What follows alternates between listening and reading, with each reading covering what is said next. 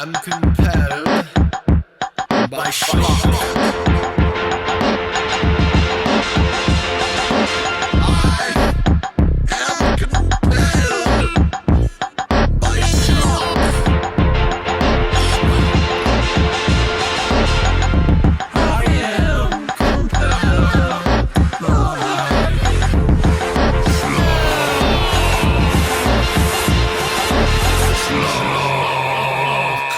Well, happy Schlock-a-days, everybody. I am Darby Ellis Lewis Wilson. That is my name. With me is Chris Anonymous. Chris, I don't know what's going on with the tweeting and the sharing of the link for this show. Yeah, I'll Facebook send the changed link. it. Yeah, I'll send the link a second late, and we'll see. This might be the wrong link there, folks. Well, while we're figuring out the links and how to get it so that people can watch us live, take this time to like and subscribe to our channel wherever you are. Like, subscribe, comment, and get ready to hang out with us because we got a whopper today. We are talking about The Killing Tree, aka Demonic Christmas Tree. This movie came out this year. Year of the Lord 2022. What it costs to make, I can't tell you. What it made, I can't tell you. But what I can tell you for a fact is that this, let's face it, this is not a good movie. And I don't feel bad saying that because I'm pretty sure everyone who created this movie and was involved with it also feels that way. And I think they know what they were making. This movie is a direct-to-video. It was made clearly with no budget. And be honest, Chris, I'm really interested to know what their business model is. Well, we can talk about that. No, you got We'll talk about that when we get to a Web of Schlock, because we've seen these boys before. Well, let's that's really all I got for an intro. So let's get into Web of Schlock. Well, but before that, let me do my due diligence. Everybody, there are spoilers for The Killing Tree. Yeah.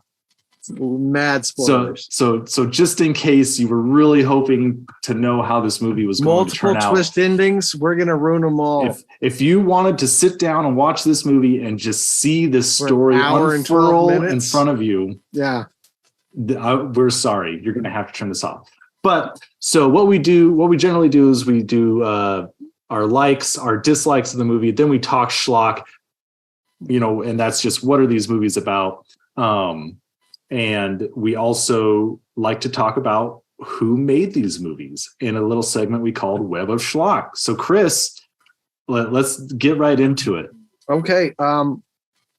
So British film, a lot of British actors. A lot of them have done other schlocky horror movies and action movies. Nothing really that stands out.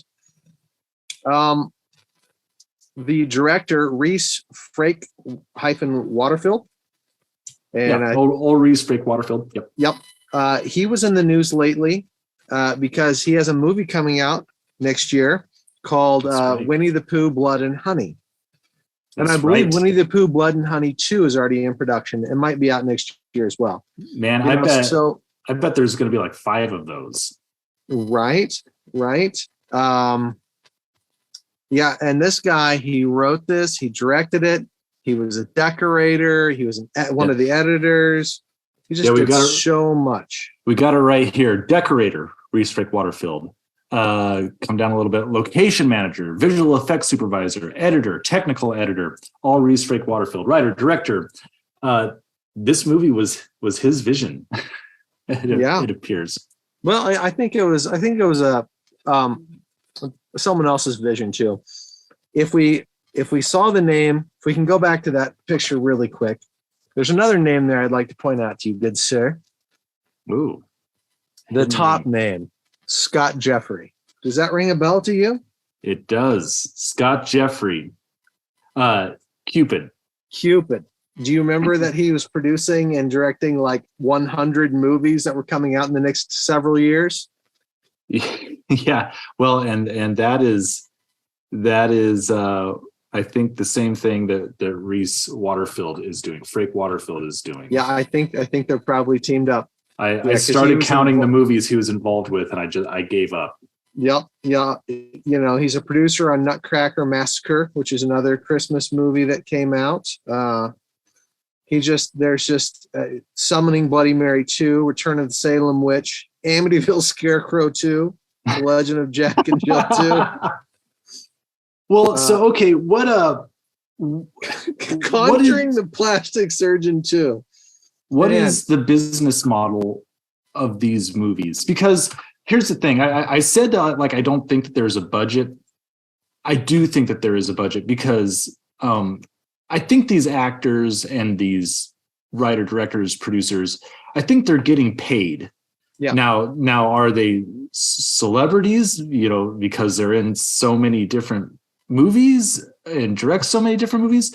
No, but I think that they're getting paid enough to make their living at this, right? Yeah. So, and we talked about this in Cupid. And when I picked this movie, I didn't realize I picked another Scott Jeffrey production.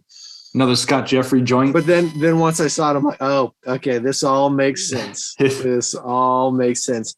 Yeah, they have a business model. I'm sure that they churn them out cheap.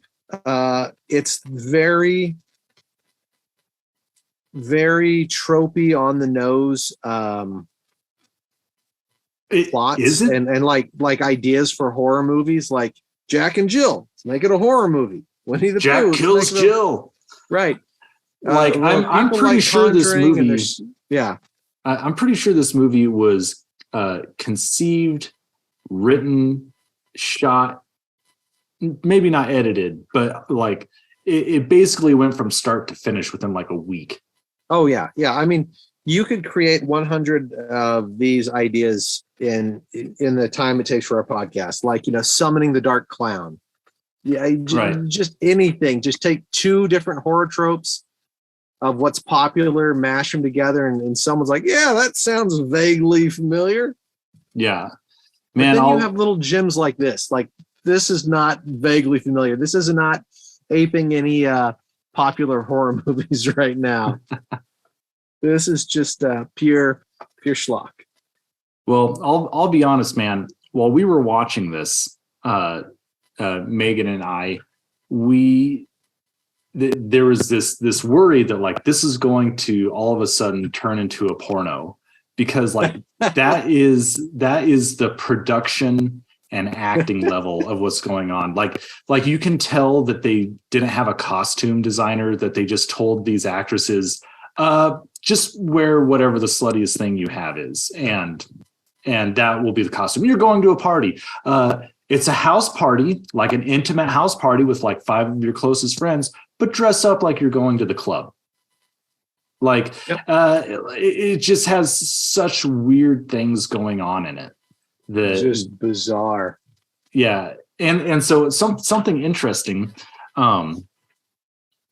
Megan noted that this was probably all filmed in the same place, because I kept noting that, like, the sets, they all just kind of look the same, even because I had a hard time distinguishing from the opening scene to like the main house that they were in, because to me it looked like the same decor. Well, it probably is. And when you get down in the credits, like the very last thing in the credits, where usually you start seeing like locations where these movies were filmed, you just see like rental house and the name of the rental house. So they probably filmed this in a night. Like they had it rented for a day, a long weekend. Yeah. And something very interesting, which I do give props to, that I think is very creative. Going back through the movie, I noticed that there's never any like real blood splatter. Like I think the lady at the beginning, when she gets her throat cut by the Christmas tree, that's it. And then she has like some real blood. You see like real blood, real fake blood. And you see like blood on the knife, but everything else is CGI blood splatter. And it's because they've like rented out this fancy historic home or something, and they can't destroy anything. They can't ruin anything because they clearly can't replace it. So I don't know. I do have to give them props for that. I think that is very creative, and I think that should be recognized. And more filmmakers should take note of that and maybe try it out. You know, use more fake blood, fake blood, not real fake blood. Yeah, super fake blood. It doesn't even exist like in the actual world. Right. Well, why don't you rapid fire through your good and bad? I'll rapid fire through my good and bad, and then we'll get to the meat of this film. Okay. Yeah. So pretty much everything for me falls into schlock. And so I just have one good and one bad, two like things that I feel like are just solidly in these categories. Good. The opening scene. I did like the opening scene with the ritual. It has the spell book in it. Again, I always think that's like a great bit of world building that you can do on the cheap. Just get a book from Barnes and Nobles that looks like rustic, and then you just apparently just draw on it like this. I thought that was a good setup. I felt like, and maybe we can get into this into schlock. It made me think of what I feel like would be a better movie, but the opening scene did intrigue me enough to like keep going and see where this is going. And as a sub note, I think that the actor that gave the Christmas tree performance and his wife, I guess, that summoned him. Even though he looks a lot younger. Yeah, we noticed that. I think that they gave it their all. They really did. Yeah, he camped that up real well. Yeah. Which question do you think do you think he was ad-libbing a lot of that? I noticed the Christmas tree repeated a lot of the same lines. Do you think that was ad-lib or editing or? I think, he probably just ad-libbed tons of stuff.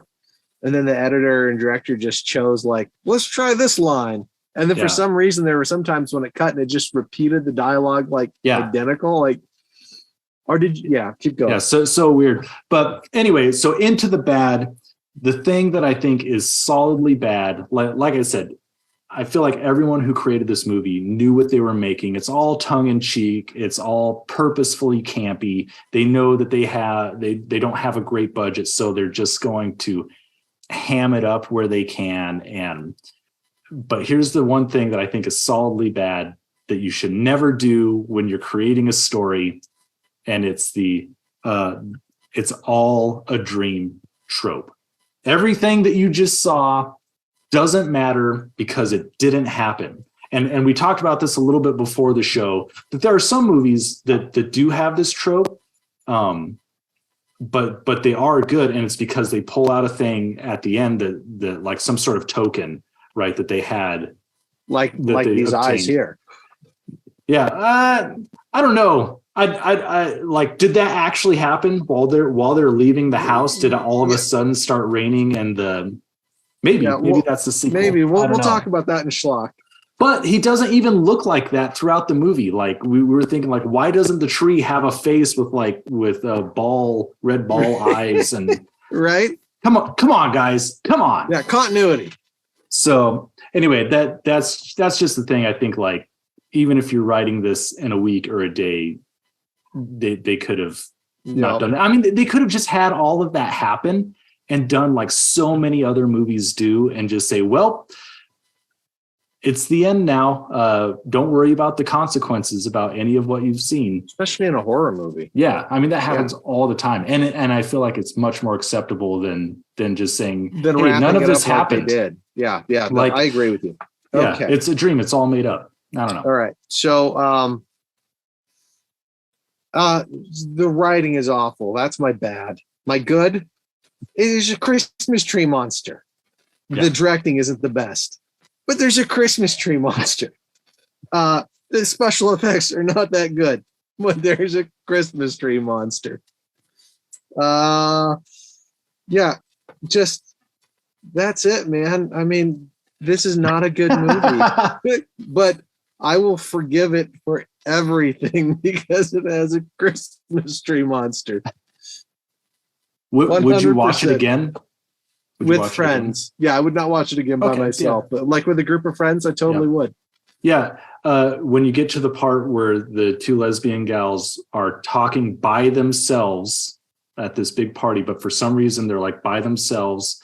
And it goes on and it has nothing to do with the movie. And there's no point to it. And it starts to feel really uncomfortable because you're like, they're going to start doing it. You can just tell your friends like, no, this isn't that kind of movie. Just sit here and just live in the uncomfortableness. The cheap production made you go to the porno vibe. The cheap production made me go to the soap opera vibe. That scene, interesting, when they were right after the tree has been turned into a tree monster through the summoning. Oh man, that's a fun sentence to say. Thank you, Reese Frank Waterfield, for letting me say that sentence. I mean, you get a lot of cool points for that. It's the main victim, the final girl, and her friend are upstairs in her bedroom, and she's trying to talk her down into going to the party, and it's just so clunky and exposition-y and awkward. But the music in it was like spot on, like soap opera tropey. It was bizarre. Yeah, like if you go back and just watch that one scene, it's like it was bizarre how much they were channeling like a soap opera film, the way it was framed, and like and the acting was just. And so I think that's much more generous. I like your explanation a lot better. Yeah, I mean, had they had some different music, I could see yours, but the music they had was very soap opera-y. Yeah. Yep. Okay. So bad.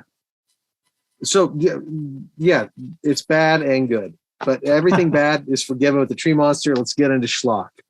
So, okay, I gotta say this because here's the movie that I wanted. I'm gonna tell you the movie that I wanted that I don't feel like would have been much more expensive to create, and it would have. And it would. I'll tell you the movie I wanted. I like this game. I love this. So The Killing Tree. The titles, Demonic Christmas Tree, which is not. I don't know who exactly is calling it that, but apparently that's the title. That's what it is on IMDb, I think. Right, yeah. So if you're searching this on IMDb, it's not The Killing Tree, it's the Demonic Christmas Tree. Which is not accurate because the tree isn't a demon. It's no, it's the spirit of a dead serial killer brought back to life through magic and put into the body of a Christmas. Yeah. Which honestly, that sounds like a Wes Craven movie, to be honest. But The Killing Tree, when you first said it, I immediately said, "Oh, like The Giving Tree," and I think that they could have done something. And this is why the opening scene intrigued me. So this lady, she brings her serial killer dead husband back to life via a Christmas tree. But the tree itself doesn't go out and just like murder people. It like produces like presents under it, and it just looks like a Christmas tree. Mm-hmm. And she lures people in to take the presents, and it's like what's inside of the presents that kill them. And so it develops like that as a little bit more of a maybe psychological or schlocky movie. Anyway, I don't think it would have cost much to that's cool. And on the note of Demonic Christmas Tree, have you seen Patton Oswalt talks about this movie, Deathbed, the bed that eats people? No, the bed that eats. I want to see it. So as far as all of the possessed mundane items go, like possessed cars or possessed beds or possessed trees. Yeah, Stephen King had a lot of those. I think Deathbed, even though it's really hokey, I think did it in a very creative way that if you're going to make a movie like this, you should watch that movie and try and emulate it. Yeah. Okay. And that's all I have on that. Yeah. All right. So my version of this stays true to this version. It's It's not as out there as your remake. Crazy. So tonally, Evil Dead 2. So picture stylistic and tonally Evil Dead 2, but all Christmassy, right? Do we keep the Christmas tree monster? And then the other thing I would flip is I would want it to be where the kids he wasn't a serial killer.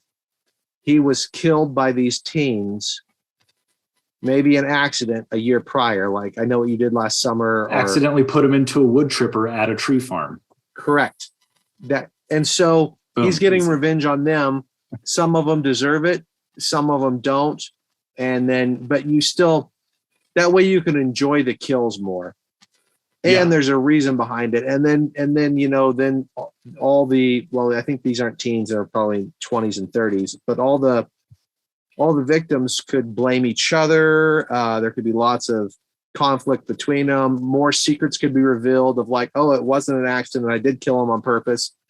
So then you have another villain. So you want the tree to kill that guy, but you don't want him to kill the final girl.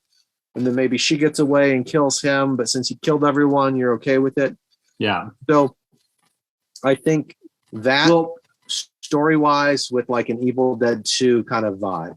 Well, and you bring up like make it kind of more of a revenge flick in a way, but this sort of had that element in it. It did, but it didn't work because it was a serial killer who got he wasn't really getting revenge. He was just sort of finishing up what he started. And I had a real problem. Like I didn't understand what his motivation was. Like so she has that spell book that we saw earlier. It's clearly like satanic ritual stuff, right? But we keep going back to the cross and the religious iconography, and while the killer is talking about like why he wants to kill people because they don't know the true spirit of Christmas, I couldn't tell like, okay, are they doing it because they're like Christian killers, or are they talking about like the pagan origins or something, which is a myth, by the way. But and I think it's neither. Yeah, I mean, I think it was just two serial killers who were using Christmas as an excuse to kill people. Yeah, pretty much. Which is a wasted opportunity because you could have went either direction. Yeah, I mean, I would have liked it if they did the pagan thing and they're doing it because people have turned Christmas into first they Christianized it, then they commercialized it, and we got to teach people the true meaning of Christmas. You know, it's pagan origins, blood sacrifice, and now that my husband is dead, I can use my pagan rituals to bring him back. And here we have this book that is actually old that has the Christmas tree pentagram Star of David thing in it. Yep. Well, we can bring that picture up, the tree ritual. This really set the mood in this scene. Like it was so schlocky. I got to ask you, since I didn't let you know what it was besides the killing tree, how surprised were you when the tree came to life? Not at all. Or did you kind of, okay, so you knew going in? I think you told me that. Oh, maybe I did. Yeah. Yeah. This is a fun image. A Christmas tree, salts, the kind of Wiccan vibe. Yeah, it's just and again, this is all in the beginning. This is all in the beginning, and like I said, the beginning was pretty solid. Like it was a little too exposition-y, but beyond that, it was solid. It was a good setup. So you had a picture of the tree killing people outside of the party. Let's talk about that a little bit, because the tree grew in size. Yeah, I don't know if it was supposed to. He could do that, but it grew in size a couple times. So I think he could grow in size. Yeah, up and down. I love this image. Like a Christmas tree monster with like wooden branch limbs, man. And he's like pushing through, and then you see the ultra fake blood there added to the window because there was someone in the car and he just stabbed into it. But like, I don't know, like the way they have the legs in that kind of like goat or the satanic goat Wait. Yep. Yeah, it really adds to the whole thing. Like, I mean, I know it's schlock and I know they did it on purpose, but like that image alone makes me wish this was like a really good horror movie, like really campy and fun, but like, again, Evil Dead 2. Well, and that's one of the problems with this movie is that when you do stuff like this, it's called world building, right? You have to establish the rules of the world that you're in. And I don't think that they do a very good job of that. They do at the beginning. They start to, but then it just really doesn't. It really doesn't pan out, because she says the reason she used a Christmas tree is because it had to be the same like weight mass, something like that. Yeah. And so I got a picture of the gloves. So they very unabashedly show. When he's tying the girl up that he's hanging, you can see gloves in there. And you mentioned before the show that you can see his shoes. And very clearly a person in there. And so, okay, so what is the morphology? Is that the right word of this Christmas tree?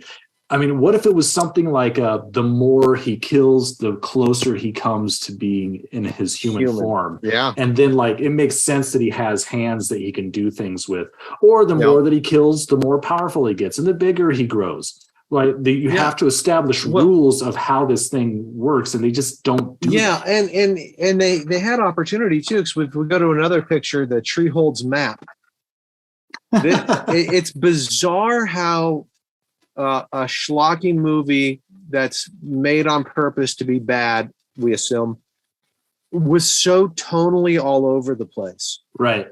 Like usually when you have this crappy of a movie, it's just one tone of just schlock, right? It's just bad. But like here it's like trying to be really comedic. Like, why would he have a map and it's all of like the houses here, and why is it all like tattered and treasure mappy?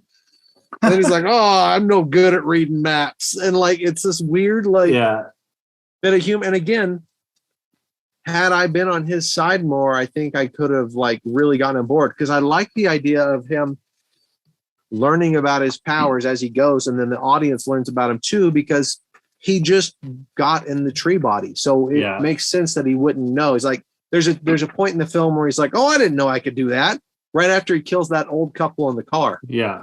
Well, I do like his personality, and I do like the gags. I think he would have worked better as a Freddy Krueger type character, or like a Chucky doll. If I'm thinking of a less ridiculous. Yeah, get really, really over the top with the comedy. So what are some other pictures we have here? Let's get through these, because I know we got some good stuff here. I think the Patronus, this is another thing I didn't like, was the ending prior. Maybe this is why I hated it's all a dream thing, because prior to that they did a Deus Ex Machina, which another thing you're not supposed to do in writing. I was okay with it because it was amazing. Ridiculous. Yeah, she gets her Harry Potter Patronus here. The spirit of her dead parents just show up to protect her out of nowhere. In tree form in a forest. Yeah, with like angel eyes. Yeah, why? I never explained. I don't know. Like, yeah, but then let's go to the next picture, the tree fight climax. So the epic tree battle. Yep, the main character is tied to a tree and helpless, and the spirit of her dead parents, in the form of a white glowing Christmas tree, have an epic tree on tree battle at the end. And flying that through made the air. me, I'm just like, this is so bad but so awesome. Like, I just never thought I would see this. I got a big question for you. How come no one ever, like, we got the girl, and I didn't get a picture of this, but we got the girl who like used a shotgun, which was clearly like a homemade, because you can't have guns in England. It looks like a fake shotgun. She shoots the tree, it doesn't work. How come no one tried burning the tree down? Right? Or because the house rental wouldn't allow it. That's why. Right? You can't burn trees in that house rental. I would have thrown a cat in the tree and had it like ransack it. All the ornaments are flying out. That would have been an amazing scene. So I have a question. So I agree with you. The whole "it's a dream." Oh, awful, sucks, hate it. The movie ends for me. She's tied to the tree, and her parents' tree's dead, and the killer tree's dead. That's the end of the movie. Yeah. Everything else, that's the dream. So without the dream, why didn't the good tree help out sooner? It's a dream logic.